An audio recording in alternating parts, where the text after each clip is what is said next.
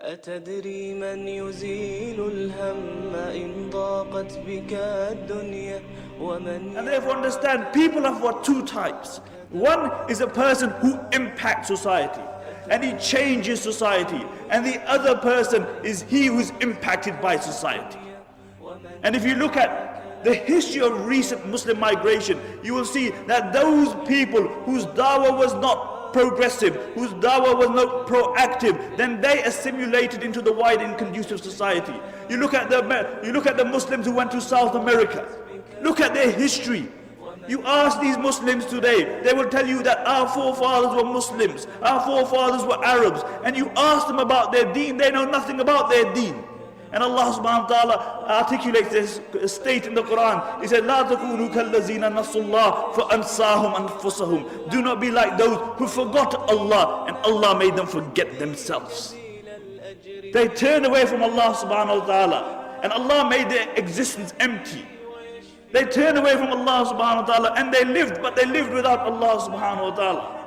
And I know what you're going to say to me. You're going to say, "No, Maulana, but the thing is that we got these huge masjids. We got these huge darulooms. We got scholars. Every rock you turn, you will find a mufti, even if he hasn't studied." But let me tell you about a society which had bigger masjids than you had, which had bigger scholars than you had, which had bigger darulooms than you had. This was Muslim Spain. It had far bigger masjids than you had. Qurtuba, in the height of its flowering, had over 600 masjids. And recently, a couple of years, 19 of us from this masjid went to Qurtuba, where there were 600 masjids. We found one, and that was closed. Why? What happened? Because these were people who forgot Allah, and Allah made them forget themselves. And you look at the scholars of Spain. Who were the scholars of Spain? They were the likes of Ibn Hazm. They were the likes of Imam Qurtubi. They were the likes of Ibn Abdul Barr. They were the thinkers like Ibn Sina, Ibn Rushd. These were people who were the backbone of Islamic learning. There were no greater scholars than these in the history of Islam. And Andalus, Spain, was built on the model of Medina.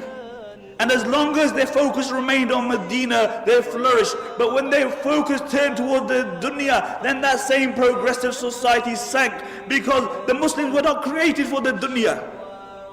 The Muslims were not created for the dunya. The Muslims were created for the hereafter. We are Abdullah. We are the slaves of Allah subhanahu wa ta'ala. And the highest status that we can reach is that we will remain the slaves of Allah subhanahu wa ta'ala. This very society, Spain, when their own people, their focus became the dunya, then every single person was concerned about himself. He was concerned about his own kursi. And the narrations mention that the rulers of Spain, what they would do, that the Muslims would actually make treaties with the Christians, and they would fight against their own Muslims. They would fight against their own Muslims. And one place after the other fell in Muslim Spain. One place after the other, until there was only one place left, and that was Granada. And Granada fell 50 years after the rest of Spain. Until Abu Muhammad, he drew a treaty with the Christians on the condition that he would allow them to take over, on the condition that they would not persecute the Muslims, that they would not forcefully convert the Muslims, that they would not remove the Muslims from their posts. And when the Christians came in, the first thing they did, they reneged on their promise. And when they entered the Alhambra Palace, they found the highest place that they could find, and they erected a crucifix there. And when Abu Muhammad saw this, he began to cry. He began to cry, and his mother rebuked him. She said, "Why are you crying like a woman when you couldn't defend it like a man? Why are you crying like a woman when you couldn't defend it like a man?" And this is our state today, really. We whinge about everything. We blame everybody else besides ourselves. We blame the Christians, we blame the Jews, we blame everybody else. But it's one person we don't blame, it's us. We even blame time. The zamana yesa. As an Arabic poet says, it's a na'ibu zamanana wal aibu fina wa ma li zamanina aibun siwana. He said, we find fault in time, but the reality is that the fault lies within us. And if there was any one fault in time, it is that it has to carry the likes of me and you. That's the only fault with time.